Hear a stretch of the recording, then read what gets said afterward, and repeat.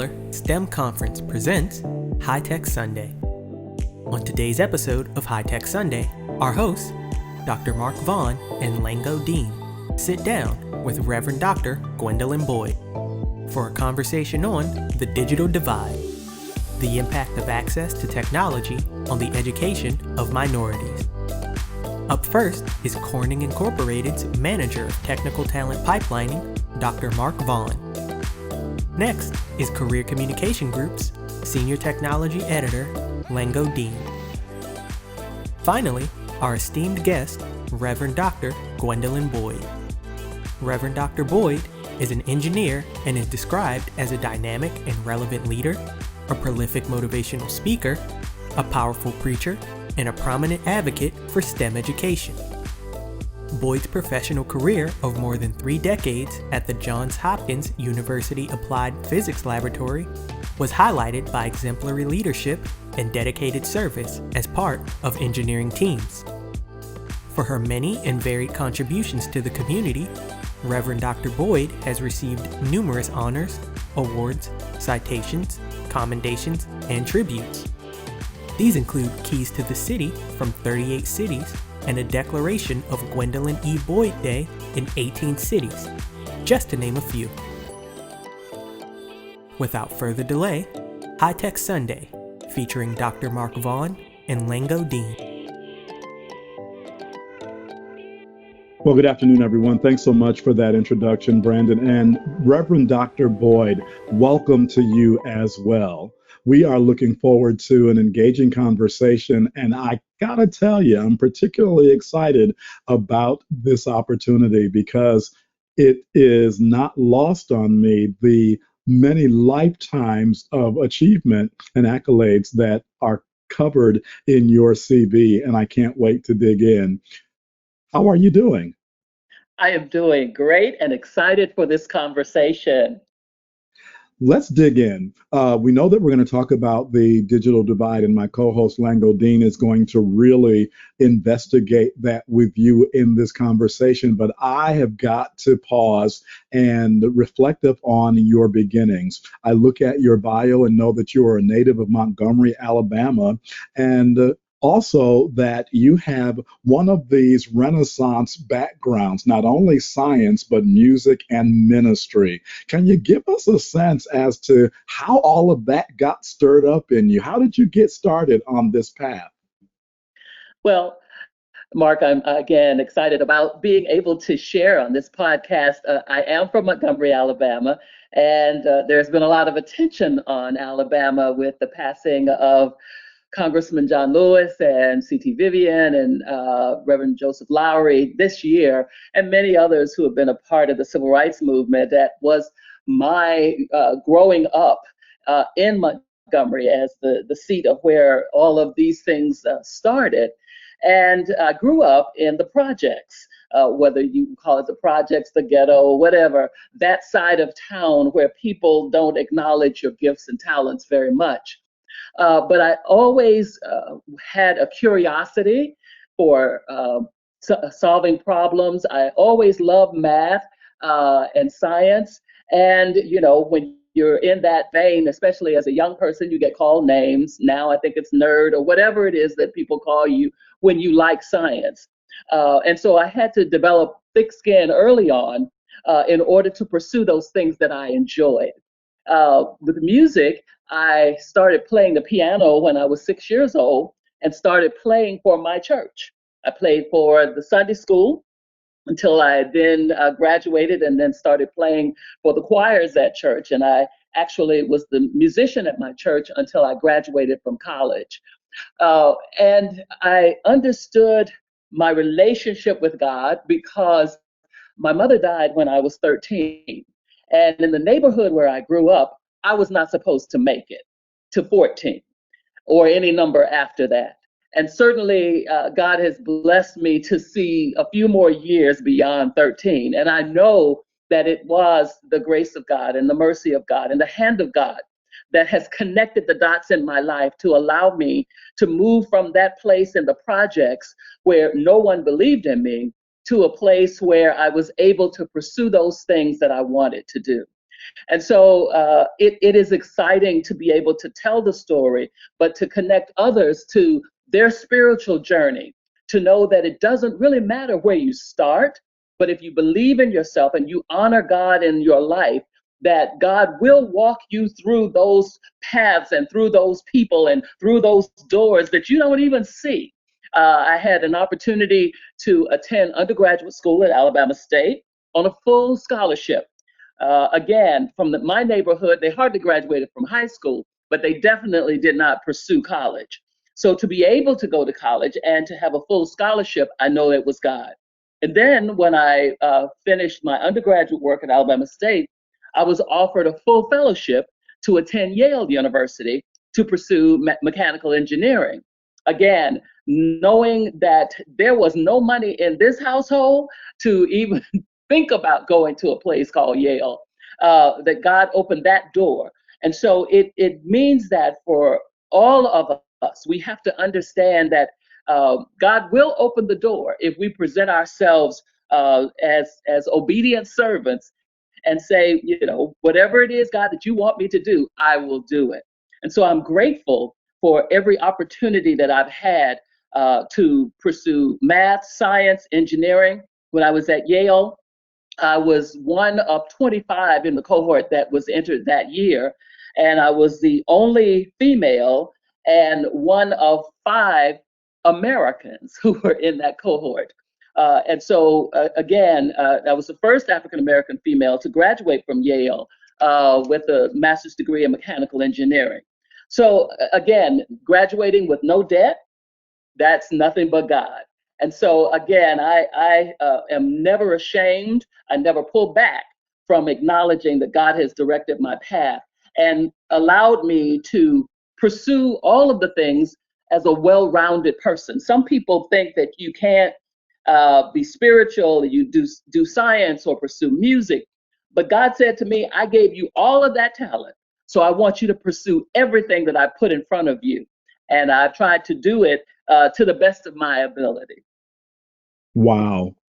I don't believe that in all the weeks that we've been doing these podcasts that I've ever had the opportunity to listen to someone and be grateful that I could not be seen because I'm about to run around this office. That's such a powerful testimony, and it's one that is so important to share. When you think about the background with math and then the double minor in physics and music, and then you go on to mechanical engineering in graduate school, I think it's important for us to understand here on High Tech Sunday that that's not normal. Going from math, especially, to engineering. But like you said, it was clearly the plan of God and the grace of God, but your passion has to play a role. And so when you think about how passion has shown up on your journey, especially early on as you were pursuing these credentials academically, where'd that passion come from? Well, again, I'm grateful that I knew what I liked to do. And I had no role models. I didn't know any engineers, had never met an engineer in my life. Again, I grew up in the projects, so engineers did not live there.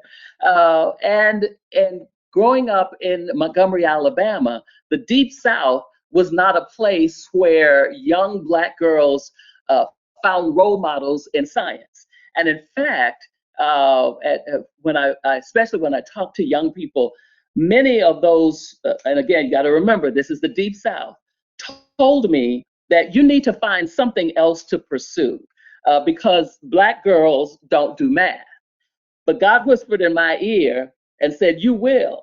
And so my response always was, well, this Black girl will do math because it excited me. It was something that, charged my batteries. History is nice, and I'm not saying anything about history majors, but when it came to history, it was a nice thing to do. But when you gave me a problem to solve, I got excited and would go to the moon. So I knew that whatever my career path was going to be, it had to have something associated with solving problems and with math. And again, not having met anyone, I just read about, things that engineers did or physicists did and scientists did, and said, this is what I want to pursue. So the curiosity was implanted in me, again, by grace and mercy. But the drive and the determination was, again, a gift from God to say, don't let anybody tell you what you can or cannot do. Don't let anybody put you in a box and say, just because you're a Black girl from the South, that you can't do math or engineering or anything else that you want to do. And I say that to young people today because there's still people who are trying to put young Black people, and especially young Black girls, in a box and say, you need to find something else to do and you need to do something different. But we have to stand flat-footed and say, this is what I want to do. This is what I'm capable of doing. This is what I'm equipped to do. My grades certainly just demonstrated that. I would always get all A's in all of my math courses. I was valedictorian at my high school, and all of those things just confirmed to me that math and science and engineering was where I needed to be. That is such a powerful testimony, Dr. Boyd. And it is inspirational, not just for the young, but those who are a little less young these days. It's a great reminder about how it is that God, by his grace, will absolutely guide your steps as you yield to him. I'm going to hand off to my co-host in just a moment, but one last question for this segment, and that's about where you landed. You found yourself at Johns Hopkins in the Applied Physics Lab, and you were there at Johns Hopkins for quite a while. Can you highlight for us what led you to the Applied Physics Lab, and what is a highlight that stands out from that really long tenure at that institution? Well, I have to say I had a wonderful, wonderful, extraordinary career at Johns Hopkins Applied Physics Laboratory. I had never heard of the Applied Physics Laboratory before signing up to be an intern. I did my summer internship between graduating from Alabama State and going to graduate school at Yale. So during that summer, I was able to live in the DMV, find out what Hopkins and the Applied Physics Laboratory, otherwise known as APL, was all about. I was able to learn about career opportunities there. And so when I graduated from Yale, called back to them, and I actually applied for a job at IBM, no bad mouthing IBM, but it just didn't work. And so after a few months, I called APL back and said, that position you offered me, is it still open? And of course they said yes. And 34 years later, I was able to retire from there, having done a lot of great things. A few of the highlights, for the first part of my career, I worked on nuclear submarines. Now, okay, again, going back to the fact that I'm from Alabama and we don't have submarines in Alabama. So I never seen one, never worked on one, and had to go to sub training school and figure out all the things that were appropriate in doing that work. And the very first time I went on board to go out to sea for one of our exercises, I could tell that the young men who were there were not understanding why I was there. And have you seen the movies? Submarines are generally all men. So I was the only woman on board, and I think there were only about 2 other Black people on board as well. And so they finally, one of the young men got the nerve to come up to me and said to me, ma'am, are you lost? I said, young man, it took 2 security clearances just to get on this base. It took 3 security clearances for me to get into this space. Do you really think I'm lost? And so again, understanding and knowing that this is where I'm supposed to be and this is what I'm supposed to be doing. And we had wonderful conversations from that point on, and the many years and the many subs that I rode on and had an opportunity to do exercises with. But again, saying to our young people, you have to know that you belong. And some people may question whether or not this is the space you're supposed to be in. This is the career you're supposed to be pursuing. This is the work you're supposed to be doing. But if you know you're qualified and you know you've done the background, you've done the work, you prepared yourself, don't let anybody put doubt in your mind that that's where you belong. So in addition to the work that I did with submarines, about halfway through my career, the president of the university, who at that time was Bill Brody, uh, said to me, because I've been on several committees, we need to work on some issues of diversity here at Hopkins. And he said, we need to set up something so that we can have some real discussions. So we established the Diversity Leadership Council, and I was one of the first members on the council in '96, and then became the chair in 2000, and was the chair until I left at the end of 2013.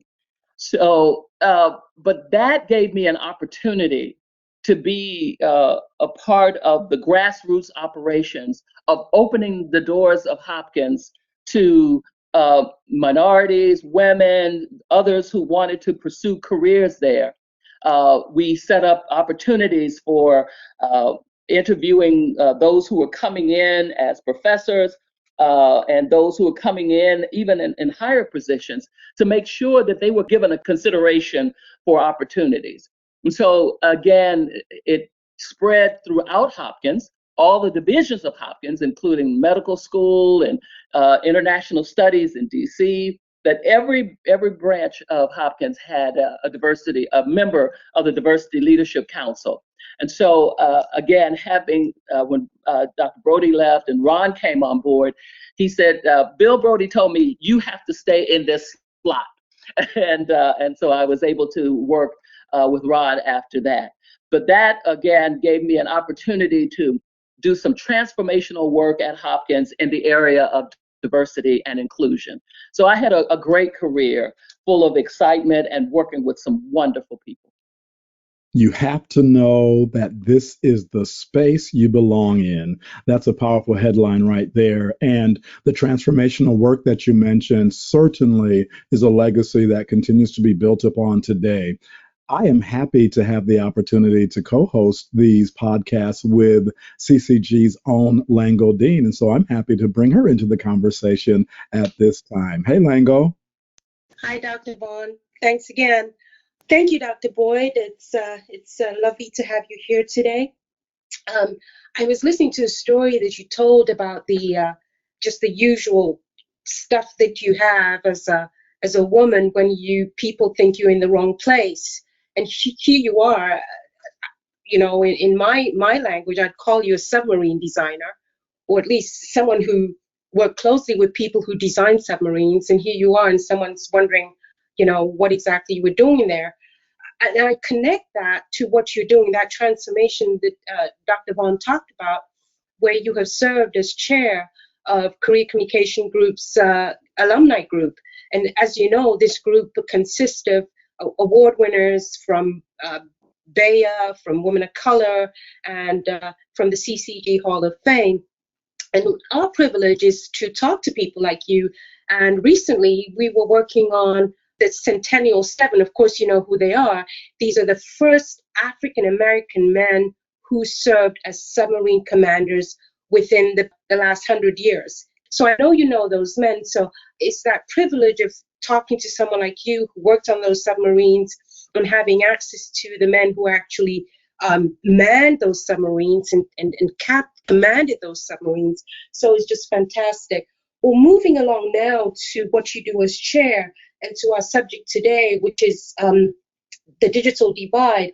I must tell you, one of my favorite covers is the 1989 cover of U.S. Black Engineer magazine.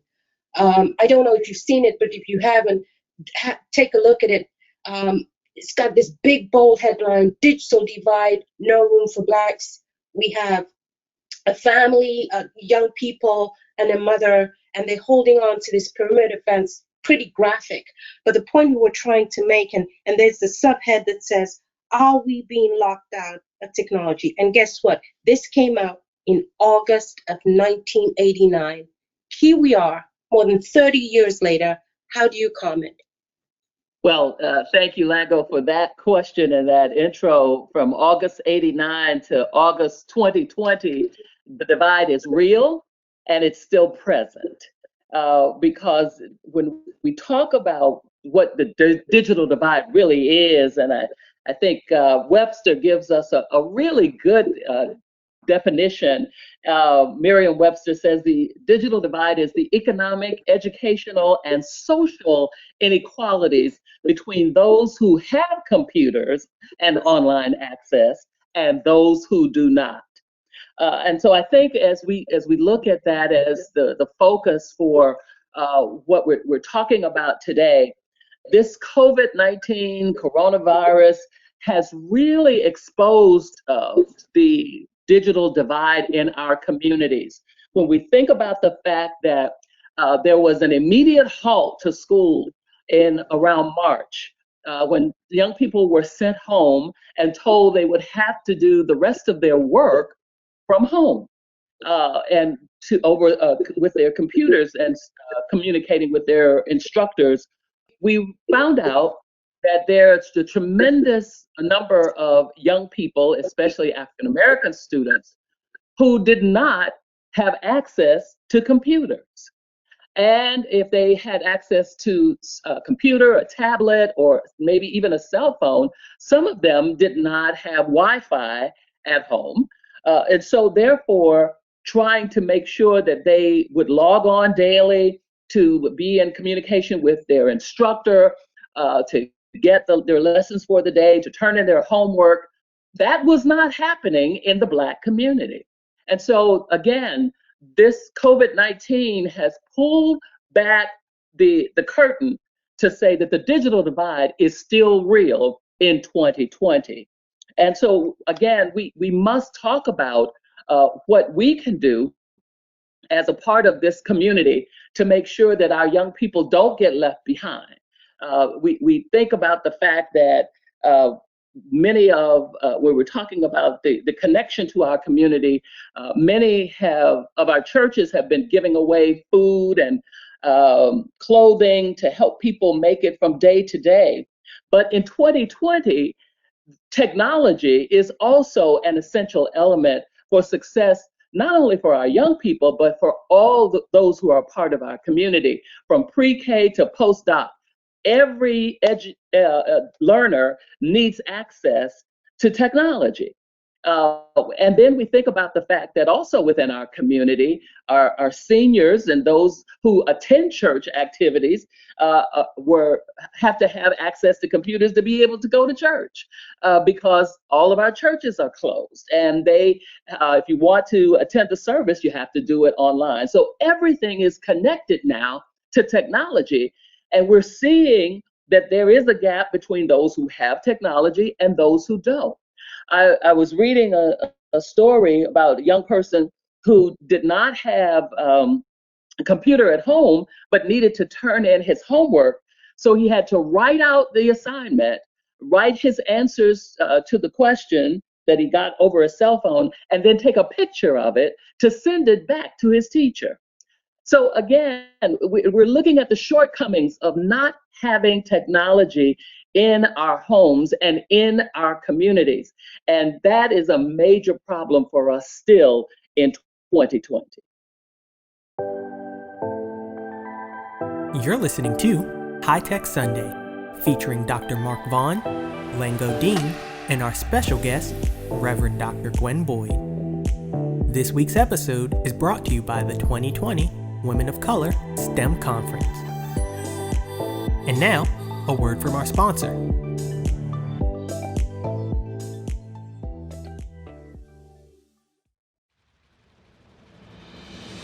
From waves of change come oceans of opportunities. This has always been our Women of Color STEM Conference message and mission. Now more than ever, we are expanding our rich history and track record of hosting live-streamed award shows and interviews, virtual job fairs, learning, and networking experiences to complement our on-site events. We're primed and ready to respond to the challenges from COVID-19 as we reset to rise at our 2020 Women of Color Hybrid STEM Conference on October 8th through the 10th. The world is counting on us. Come ride the waves of change as you explore our limitless oceans of opportunities that can enrich, inspire, connect, and support your continued professional and personal growth that have always been the hallmarks of our women-driven conference. Together, we can help our nation's industries, government, academia, and the military reset, reinvent, and re-energize. Whether you experience our 2020 Women of Color Hybrid STEM Conference in person or in the comfort of your homes or offices, our physical and digital worlds are coming together in a new direction with an innovative conference platform. Take advantage of distance learning with more expansive seminars and continuing education credits. Attend our job fair in person or virtually. Experience the unmatched expertise of women leaders through invaluable training sessions. Be entertained at our awards events and much more.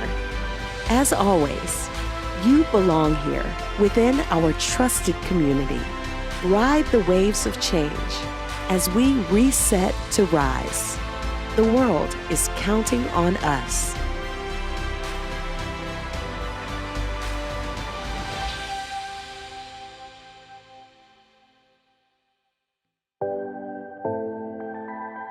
Again, this episode of High Tech Sunday is brought to you by the 2020 Women of Color STEM Conference.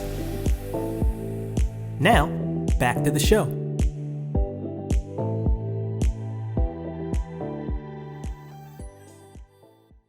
Thank you, Dr. Boyd. You frame the problem, and sometimes people who, it's like the discussion we have over so many issues. It's like you say one thing and somebody else comes up with another slogan, and then it just goes on like that. And there seems to be no meeting of minds as to the facts. Can you lay out the facts again for us? I mean, people say, well, everyone has a cell phone. How could there be a digital divide? Well, there is. Could you just tell us again why there is a digital divide, and then we'll go on to what people can do about it? Well, thank you, Lango. I think the issue is access to a cell phone when you're talking about education.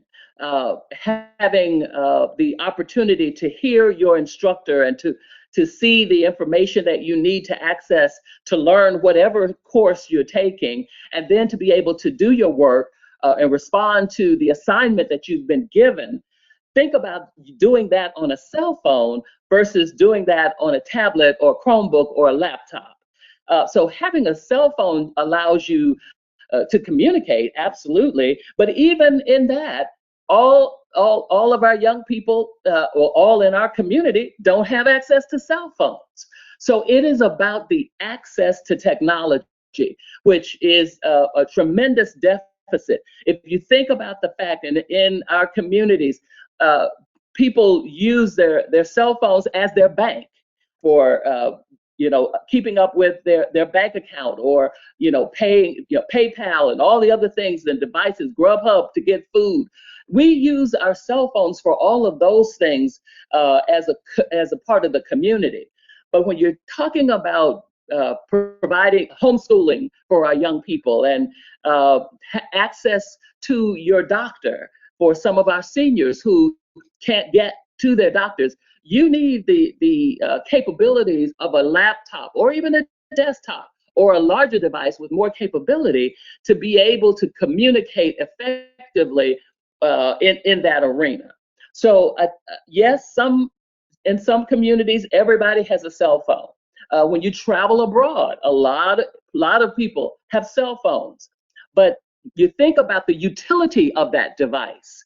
Cell phones are generally made for those conversations, but not for educating our young people. And again, we've seen that as we've tried to provide computers and Chromebooks and tablets to our young people so that they could learn their assignments and get their assignments turned back into their teacher for the appropriate grading.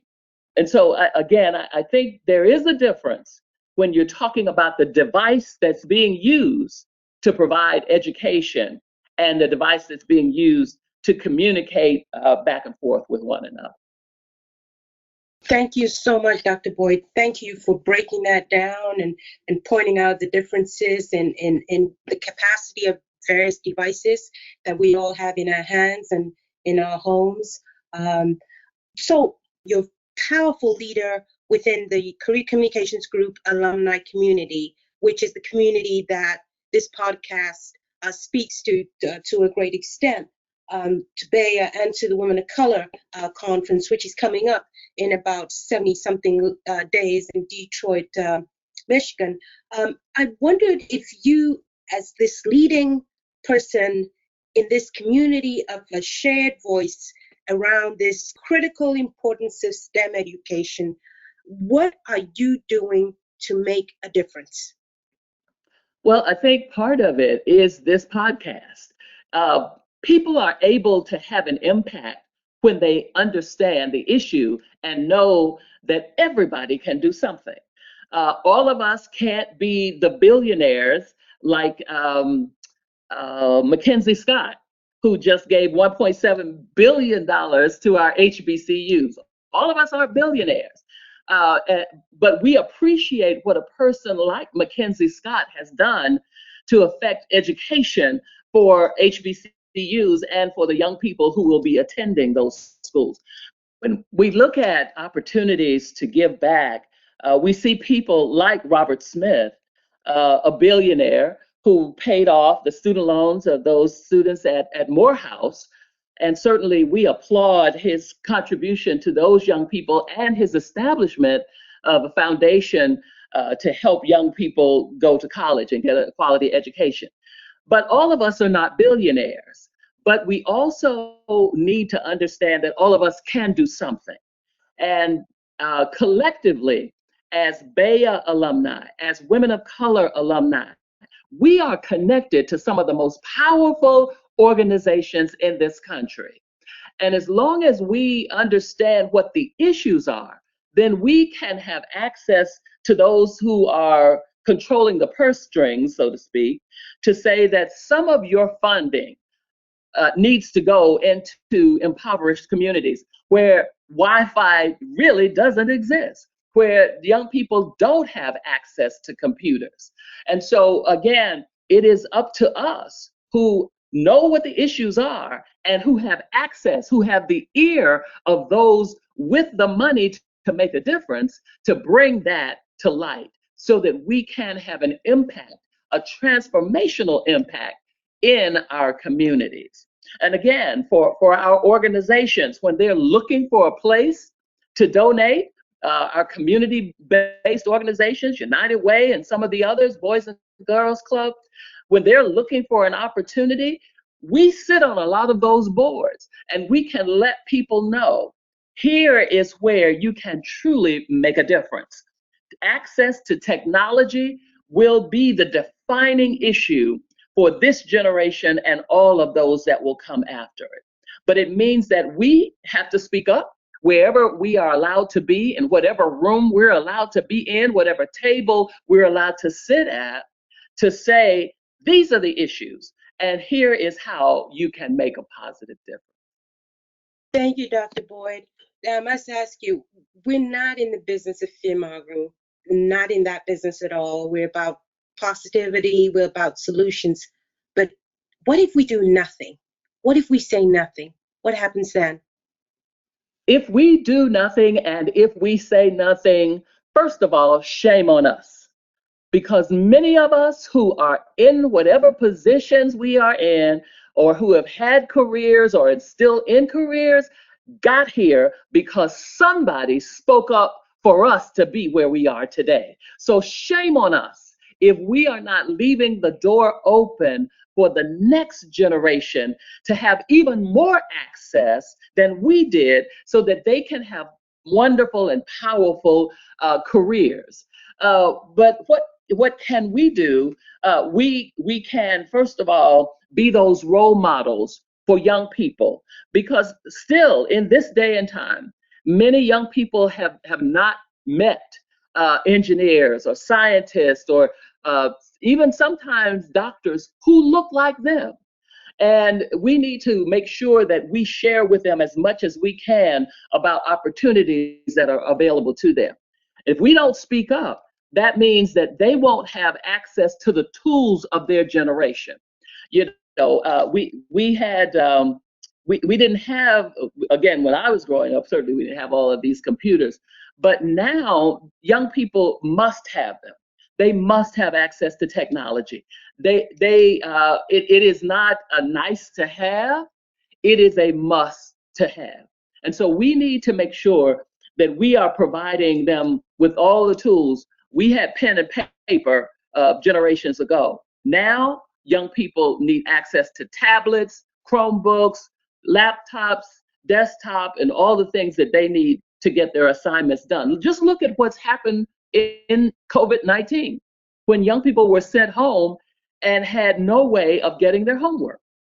So they had to either go to the library, and sometimes the libraries were closed, or if they had one computer at home, and let's say there are 3 children there, how are you going to share the time with three young people trying to get work done on one computer? Access to technology is essential in this generation so that they can understand and get their assignments done, get their work done, and pass to the next grade, get ready for college, whatever it is that they're going to do in their life. But again, technology access is not a nice to have. It is an essential to have in this generation. Wonderful. Thank you, Dr. Boyd. I am going to step back and hand you over to my co-host, Dr. Vaughn. Looking forward to hearing what you're going to be doing at the Women of Color Conference as the chair of the Career Communications Group Alumni Group. Thank you again, Dr. Boyd. Over to you, Dr. Vaughn. Thanks so much, Lango. This has been absolutely riveting to listen to the ideas about how all of us have a role to play in closing the digital divide. So, Dr. Boyd, if I can impose upon you, let's continue along those lines. You started touching on the fact that not all of us are billionaires and or millionaires. Not all of us have platforms that we can speak on, like from this podcast, but all of us can do something. And so I'm reflecting upon the history that you alluded to earlier regarding Montgomery, Alabama, and it being kind of that seat of the civil rights movement in many ways. We know that the church had an historically important role to play. So as you are not only a STEM advocate, but a minister, what are your thoughts around what the church should be doing or could be doing to help close this gap? It's a great question. We know that our houses of worship are generally the seat of our communities. We look at every community, there is somewhere on a corner or in the neighborhood a house of worship, and many of us are a part of that. And as that house of worship has been established in that community, they also know something about that community. And so I think it is important for us who are members, and even for those who don't go on a regular basis, but know that this is where things happen. Again, you talked about alluded to what happened in Montgomery. Dr. King was a pastor at Dexter Avenue, and that's where people were able to meet and convene and talk about how things were going to go forward. Yes, Rosa Parks got things started by refusing to give up her seat, but for 370 days, a year and 5 days, because they operated as a collective and wanted things to change in the community, people did not ride the buses. And so it made a tremendous difference economically, but it also spoke to the power of working together. And so again, It started in the church. That's where all the messages were received. That's where the meetings were held. And in that day and time, that's where the community leaders were inside the church. And so again, maybe not in 2020, all of our leaders are from the church, but all of our leaders must have a moral obligation to transform our communities and make them better. And so we see that our churches must understand the plight of the people who are a part of their congregation.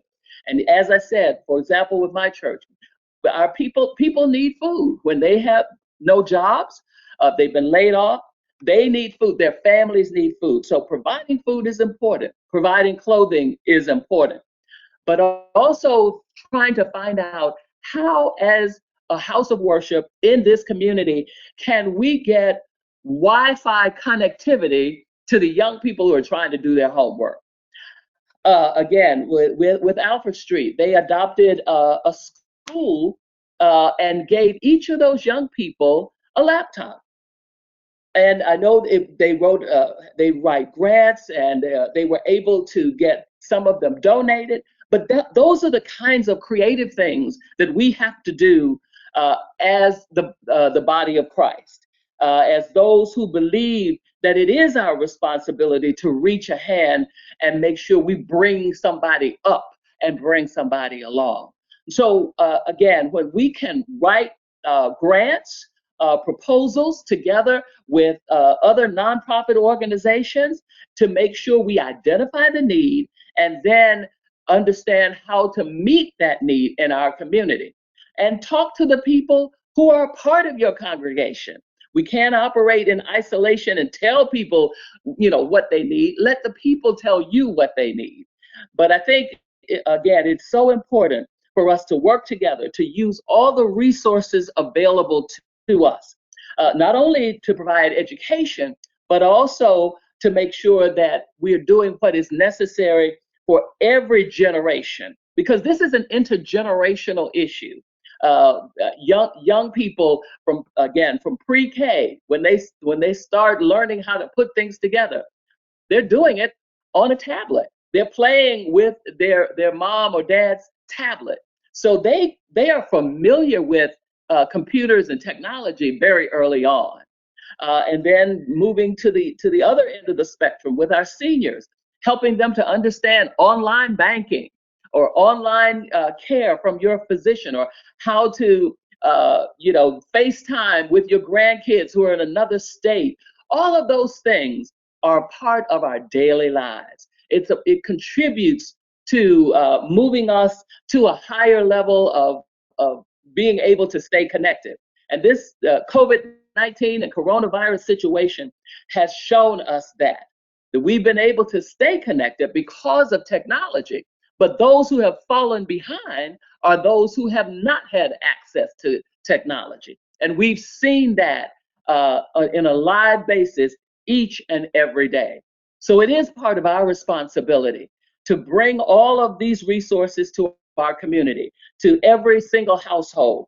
If we give a young person a Chromebook or a tablet or a laptop, but they don't have Wi-Fi in the house, then what use is it? So we also have to give them that hotspot so that they can use the laptop and use the Chromebook and so forth. So again, we need to be aware of the totality of the problem, the totality of the issue, and know that if we work together, combine our resources, and work with other community groups, we don't have to do it alone. We can work with other churches and others who care about the community. We can make a tremendous difference. You sound, Dr. Boyd, like in this unprecedented, unlikeliest of times, you almost sound hopeful right there. So let me ask you, is there an upside to this pandemic? Is there a silver lining? Is there a hope that you're seeing, and you really are trusting that by God's grace, it will actually be realized? What's your hope in all of this? Well, I think you just said it. I do trust God in all situations. Romans 8:28 says to us, all things work together for good. to those who love God and are called according to his purpose. And so all of us here, each and every one of us has a purpose and a plan. And you grow muscles when you have to use them. If you're just sitting still, you don't develop muscles. But when you got to try to climb a mountain or climb out of a place where you didn't think you would be, using those muscles will show you what's inside of you that you didn't even know was there. And so the hope is that we will develop our spiritual muscles, our community muscles, our connectivity muscles, the muscles that will allow us to transform our communities because we're working together, because we see what's happening and we know that we can make a difference. So the hope is there. The resources are there. The people are there. The willpower is there. And we just have to put it together and make it happen. It's a good thing, because otherwise, if we continue to move on with business as usual, we would have never realized some of the issues that are still a part of our community. But now that we're aware of them, we can't push them back. We can't hide them again. We have to move forward and say, I realize this is happening, and alone I can't do it. Or, this one organization can't. But if we combine our resources, we can make a difference for a young person in elementary school right now, so that 12 years or 15 years from now, they become an outstanding doctor or an astronaut or, someone in a STEM field, because we provided for them the tools that they needed to be successful in 2020 as a part of this COVID-19 issue. So I'm hopeful and I'm excited for where we're going to come out on the other side. We don't know what the new normal is going to look like, and it's not going to be normal, because normal is yesterday. But we're going to walk into this new frame of mind. We're going to walk into a new dispensation. We're going to walk into a new place with new strength, with new energy, with new enthusiasm, because we've seen what we can do. We've seen what we had to do in COVID-19. Because of the coronavirus, we've made some adjustments. We've had to be flexible. We've done some things that we never thought we'd be able to do. But because it was in front of us and it was a part of our lives, we did it. And so we will take that same energy and enthusiasm and innovative thoughts. We will use that and be those who will help the generation coming behind us, just like somebody reached back to help us get where we are today. We are those who are called, commissioned, and compelled to reach back for the generation now, so that they can fly past us and do great things in the years to come. Thank you so much. Called, commissioned, and compelled. Dr. Boyd, you have inspired us, you have informed us, you have challenged us. In short, you took us to church here on High Tech Sunday, and we are so grateful for those inspirational words. And we are glad to know that your journey, your leadership, your advocacy continues. Thank you so much for spending time with us on today's edition. I'm going to hand it back to Brandon for our conclusion. Thank you for tuning in to this week's episode of High Tech Sunday. Career Communications Group's High Tech Sunday looks at professional development and technology through the lens of spiritual philosophies. In a time when digital information is more critical than ever, this weekly program is produced by and for CCG's community of alumni and professionals in science, technology, engineering, and math fields. The community runs from national thought leaders to aspiring students, and this weekly series aims to bring a concentrated discussion around technological advancements and achievements based on universal moral principles. The 1-hour podcast will be streamed every Sunday. The podcast can be accessed through the BEA Facebook page, Women of Color Facebook page, and CCG YouTube page. in addition to Apple Podcasts, Google Podcasts, Podbean, and Spotify. Please join us next time.